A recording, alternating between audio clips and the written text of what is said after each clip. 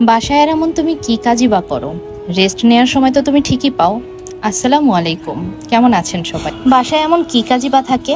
এই প্রশ্নটা কিন্তু আমাদের সমাজের 98% মানুষের মাথায় সারা দিন ঘুরপাক খেতে থাকে। তাদের ধারণা যেসব মেয়েরা বাসায় কাটায়, যাদের সারাটা দিন কাটে একটা ঘরের মধ্যে, তাদের আসলে কী বা এমন কাজ করার থাকে। তারা তো বাইরে বের হয় না, রোদে ঘেমে তাদেরকে কাজ করতে হয় না, তারা তো খুব শান্তিতে থাকে। তার থেকেও বড় কথা, তারা কিন্তু রেস্ট নেওয়ার অনেক সময় পায়। আচ্ছা, এবার বলেন তো এই প্রশ্নের কি আনসার দেওয়া উচিত? একটা মানুষ বাসায় থাকতেছে, সে বাসায় কি কাজ করতেছে, এটা যদি একটু তার বাসার দিকে খেয়াল করা হয়, তাহলে কিন্তু সেই প্রশ্নের অ্যান্সারটা এমনিতেই পেয়ে যায়। আমাদের সমাজে যে শুধু পুরুষ মানুষের মাথায় এই ধারণাটা ঘুরপাক খেতে থাকে তা কিন্তু না। অনেক মহিলারা আছে যারা নিজেরা জানে যে একটা বাসায় আসলে মহিলাদের কত কাজ থাকে, তারপরেও তারা না, যখন শোনে যে তুমি কোনো কাজ করতেছো না, তোমার আসলে বাইরে বের হওয়া হয় না, তুমি এক কথায় একজন গৃহিণী, তখন তাদের মাথায় এই কোশ্চেনটা চলে আসে, তোমার তো আসলে বাসায় কোনো কাজ নাই, তাহলে কি করতেছো?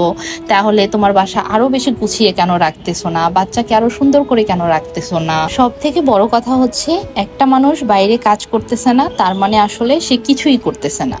সে বাসায় যে কাজটা করতেছে ওইটার না আছে কোনো সম্মান, না আছে কোনো নাম, কোনো কিছুই নাই ওইটা জাস্ট ওটা করতেছো তুমি। ইনফ্যাক্ট ওটা কিন্তু কারো চোখেও পড়বে না যে তুমি কি করতেছো। আবার মেয়েদেরকে কিন্তু বাইরেও কাজ করতে দেওয়া যাবে না, তাহলেও অনেক অনেক প্রবলেম।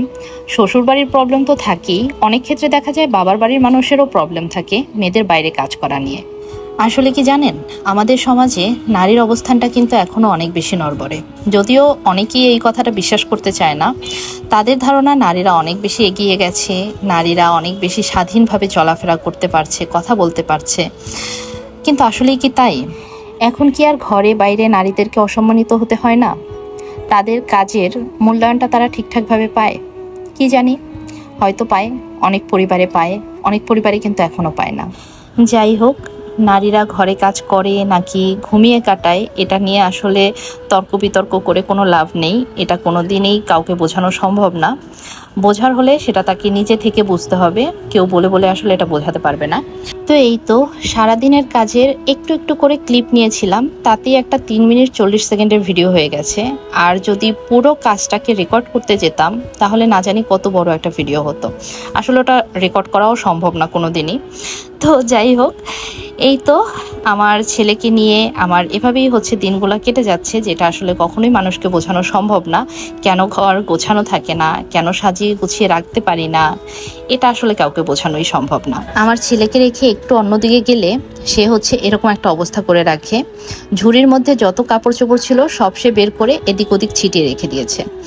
তো এই তো এগুলো আবার ঠিকঠাক করে এভাবেই দিনগুলা কেটে যাচ্ছে। আর এই তো মেয়েদের তো ঘরে কোনো কাজই থাকে না, তাই আমি আসলে অনেক অনেক গাছ লাগাইছি, যাতে এই গাছের পেছনে আমি কিছুটা কাজ করতে পারি। যাই হোক, আসলে এটা আমার একার ক্ষেত্রে হয় না, এটা সব মেয়েদের ক্ষেত্রেই হয়। যারা আসলে বাসায় থাকে তাদেরকে কোনো না কোনোভাবে কারো কাছ থেকে শুনতেই হয় যে তোমার তো আসলে ঘরে কোনো কাজ থাকে না। এর মানে এই না যে শুধু স্বামীরাই বলে, স্বামী ছাড়াও অনেক মানুষজন আছে যারা এই কথাগুলো বলেই থাকে, আর আমাদেরকে এগুলো শুনতেই হয়। তো যাই হোক, আল্লাহ হাফেজ।